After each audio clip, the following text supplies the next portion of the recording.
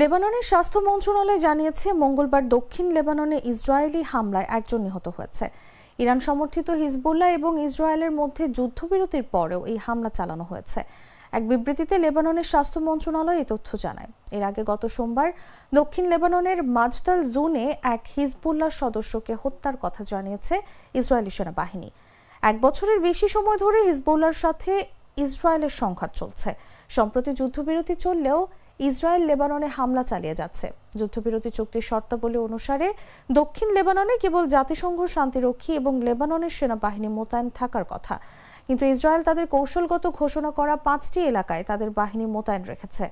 Lebanon আন্তর্জাতিক সম্প্রদায়ের প্রতি আহ্বান জানিয়েছে যেন হামলা বন্ধ করে সব সেনা প্রত্যাহারের জন্য ইসরায়েলের ওপর চাপ দেওয়া হয়।